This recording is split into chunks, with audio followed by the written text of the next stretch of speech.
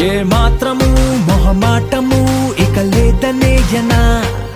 నీ మాటలో తెలిసిందిలే లేదే తన మన వయసుకు తెలియదా